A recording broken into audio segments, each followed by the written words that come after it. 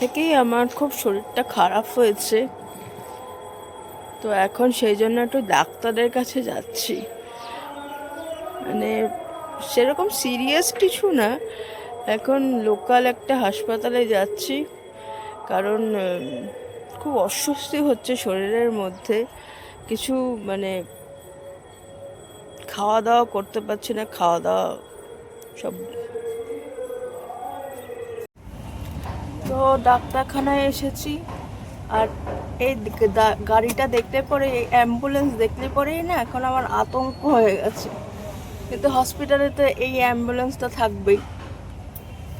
এই যে এই হাসপাতালে, এই হাসপাতালে তোমার একটু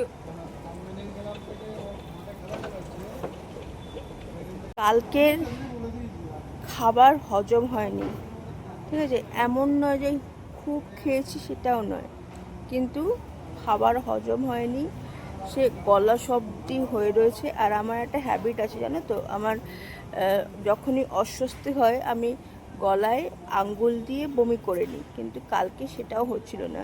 কালকে ডিনারও স্কিপ করেছি, তবুও বমিও হচ্ছে না। আজকে সকালবেলাও ট্রাই করলাম, বাট সেখানেও হচ্ছে না।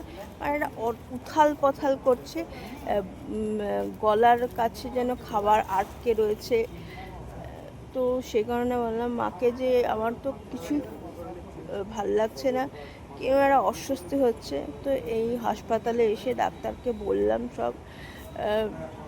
3বার কি একটা লিকুইড খাওয়ালো, তারপরে 2টো ইঞ্জেকশন দিল কোমরে।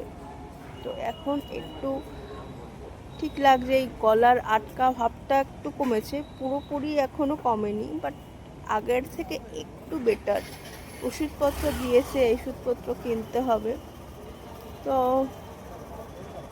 এখন কয়েকদিন একটু খাওয়া দাওয়া একটু রেস্ট্রিকশন করতে হয়। বাড়িতে রান্না করলেও মা বাবা খাবে, বাট আমার খাওয়া যাবে না, এটাই হবে আর কি। এখন কয়েকদিন পেটটাকে একটু রেস্ট দিতে হবে। আমি যে অনেকটা পরিমাণে খাই তা কিন্তু নয়, মানে অল্প পরিমাণেই সব কিছু খাই। বাট অনেক সময় হয় কি, লোভ সম্বোধন করতে পারি না। বাট মা বলে যে তুই তো একটা স্ট্রোক পেশেন্ট, তোর হজম শক্তিটা আগের মতন নেই। হয়তো হয়তো হতে পারে হজম হয়নি কালকের খাবারটা, অনেক দিন পরেই এরকম হলো। কালকে হজমি টজমি সবই খেয়েছি, বাট কিছুতেই কাজ হলো না। আজকে সেই হসপিটালেই আসতে হলো। তো এখন বাড়ি যাব। ল্যাপটপ নিয়ে বসেছিলাম, আজকে আর কাজ করতে পারিনি। ল্যাপটপ খুলিও নি, ওইভাবেই পড়ে রয়েছে। আর এখানে পর্দা দেওয়া রয়েছে, এসিটা চালিয়ে রেখেছি। জানলা আজকে খুলিনি, আজকে বাইরেও বেশ গরম আছে, সেজন্য আর জানলা খুলিনি আজকে। আর সকালবেলা বিছনা আজকে মাই তুলেছে, আজকে আর আমি তুলিনি, মাই তুলেছে আজকে। বেশিরভাগ সময়টাই হাসপাতালে কেটেছে, সেজন্য মার রান্না করার সময় পাইনি। এখানে ভাত, হাসপাতালে যাওয়ার আগে ভাত আর ডাল, আর এখানে চাটনি করেছে, আর আলু ভাজা করবে।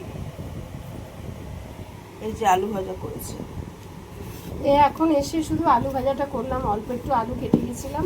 হ্যাঁ, আর এই ডাল ডাল সবে ডাল আর ভাত করেছি, তারপরে দৌড়েছি হসপিটালে। হ্যাঁ, ওই জন্য আজকে আমাদের সবারই মুখ চোখ কালো হয়ে গেছে, আমি আবার মানে ওকে বিধ্বস্ত। দেখিয়ে তারপরে আবার ওষুধ নিলাম। ওষুধ দিল, ওষুধ খেতে হবে 4-5 দিন বললো, ওষুধটা কন্টিনিউ করতে হবে। হঠাৎ করেই হলো, আমার মনে হয় গরমের থেকে হয়েছে। আবার একটু মামা বাড়িতে মামি এমন খাইয়ে দিয়েছে, হ্যাঁ বেশি বেশি করে তুই খা। তো যাই হোক, এখন